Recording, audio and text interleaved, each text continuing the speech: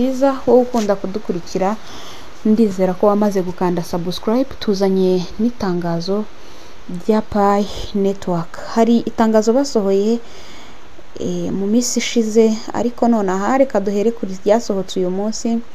Ni itangazo ry'ingenzi rivuga kuri WP Node and Node Reward byatangajweho nk'uko byari biri muri random map y'imikoreshereze, nk'uko byari biri muri random map yacu. Imikoreshereze ya node hamwe na node reward byatangiye ku mugaragaro. Abagize urwego rwa Pioneer bashobora kongera umusaruro wo gucukura WP kugera ku kigero cy'160% n'inyungu binyuze mu kwitabira node, ndetse no kubona 10% ya bonus mu Picoin ku bayoboye abubaka urusobe rwa network. Ahangaha bisobanuke neza, nimba abantu nyine watumiye ubwo bubayoboye uzabonaho 10% ku byo mwakoze byose. Node reward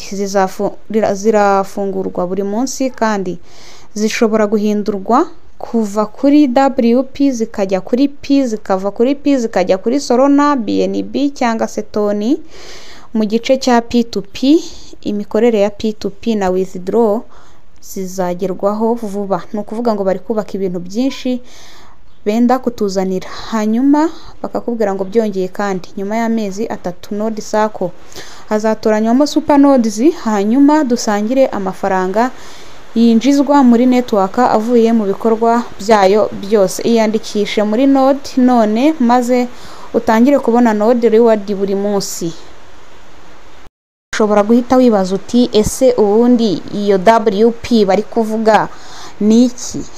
WP ni kimwe mu bikorwa bya DeFi kuko gituma ushobora gukoresha agaciro ka Picoin mu buryo bushingiye kuri blockchain, mu bucuruzi no mu micungire y'imari itari iya banki isanzwe. Ibi bigahita bitujyana ku gisobanuro cya DeFi. DeFi yo ni uburyo bwo gukoresha serivisi z'imari nka banki, kubitsa, kubikuza, kohereza amafaranga, gucuruza amafaranga y'ikoranabuhanga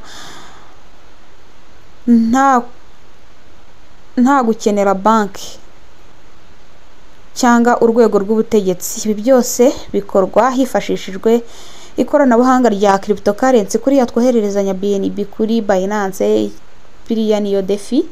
Hanyuma ibindi by'ingenzi wamenya kuri DeFi na banki cyangwa urwego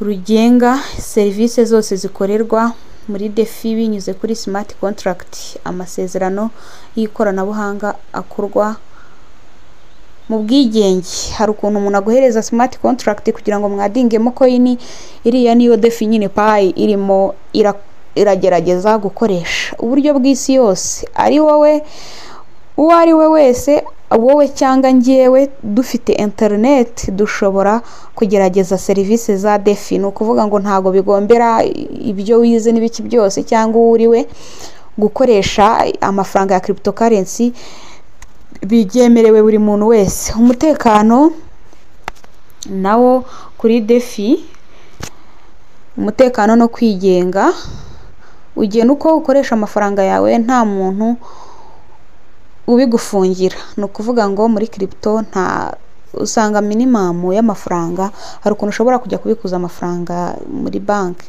bakakubwira ngo ni menshi, ariko muri crypto ibyo bintu ntago ndabihumva. Gucuruza amafaranga ya crypto, kuguza, kubitsa no kubona inyungu binyuze muri staking. Ibi ngibi nabyo byo gustakinga, blockchain ni ikintu cyiza yakoze kubera ko ntago ubundi byakabaye kuba byemewe habe na gatoya. Ubwo rero iri tangazo riri hano rirakubwira yuko izo node twavugaga zafunguwe ku mugaragaro ku itariki 20 z'ukwezi kwa gatanu mu mwaka w'2025. Hanyuma bakakubwira ngo iyi WP ndetse na Pi ni ibintu bibiri bitandukanye ariko binganya agaciro. Ufite Pi imwe abangana n'ufite WP imwe. Bakakubwira ngo tangira umayininge WP uyu munsi, hanyuma ugire uruhare mu kuzamura blockchain. Nibyo ngibyo, ubwo abantu bakoze validator mwitegure, hanyuma mu minsi iri imbere muzatangira kubona inyungu. Ubwo nyuma y'amezi 3 baze kugeza ubu ngubu ni mu kwa 9, umushinga wa Pi uracyakomeje. Twavugaga kuri Pi network, nizere ko mukomeza kugira ibihe byiza.